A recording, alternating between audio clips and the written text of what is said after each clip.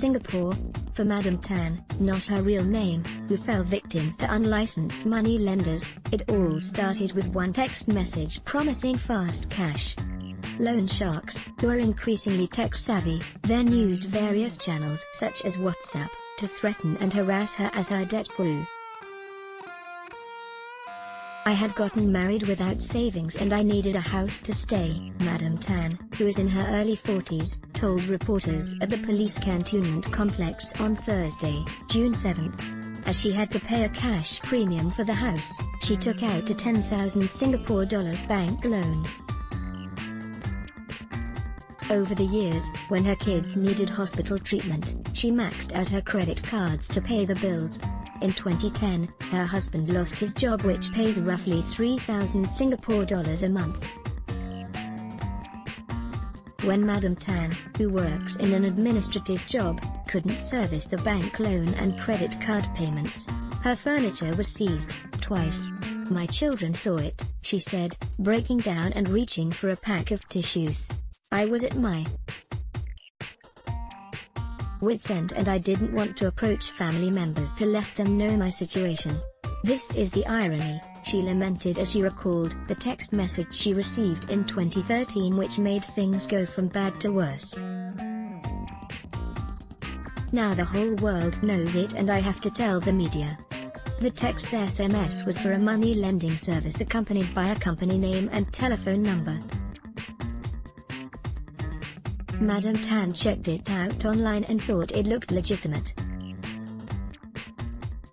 Increasingly mired in debt, she gave her most personal particulars, screenshots of her identification card, her company's name and address, and even her SingPass login details, to engage the service.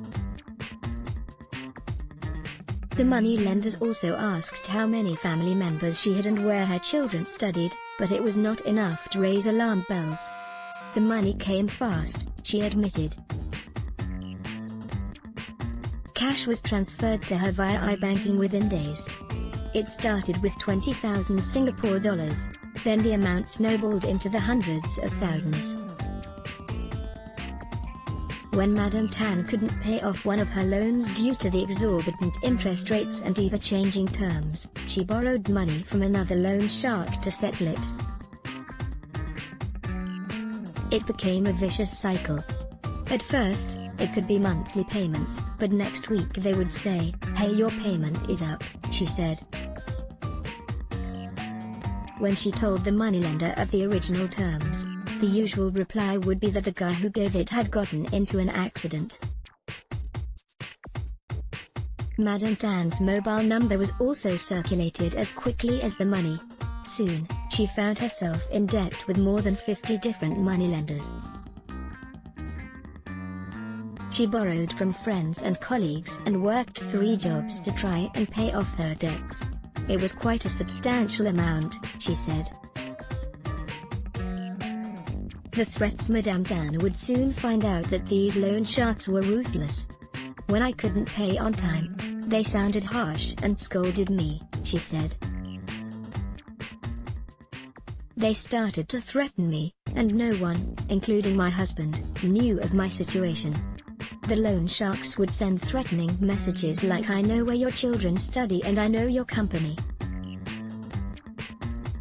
In 2015, the loan sharks shifted gears and started sending WhatsApp messages instead of SMS, the kind of threatening text messages that Madam Tan received.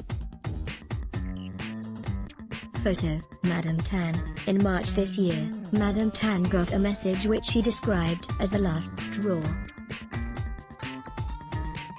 "I received an SMS cursing my family and threatening to kidnap my children," she said. "They also sent me videos of a burning housing unit." Madam Tan reported the matter to the police and stopped engaging the loan sharks. She estimates that she's paid around 400,000 Singapore dollars in total, with 150,000 Singapore dollars to go. But the harassment got physical. 2 months ago, the loan sharks spray painted their walls outside her home and threatened her neighbors. They told my neighbors that I said they'd be my guarantor, she said. About 50% of them knew about it. The loan sharks also sent unsolicited fruit baskets, McDonald's and Pizza Hut meals to her home. And they called up her employers and shouted at her colleagues. Fortunately, she said her 3 school-going children never encountered the loan sharks personally. I don't know how to face my children, she said. On one hand, I'm telling them to be frugal and spend only on what they need, but on the other hand, I'm borrowing. But they know I'm alone handling this whole thing. The advice in light of her painful and traumatizing ordeal, Madame Tan advised the public never to borrow from loan sharks.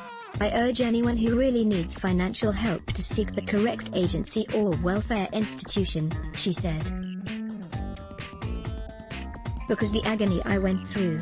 At the start you may not feel it, but the moment you're out of help, that's when the worst will come. Everybody will know and I don't know how to lift up my head.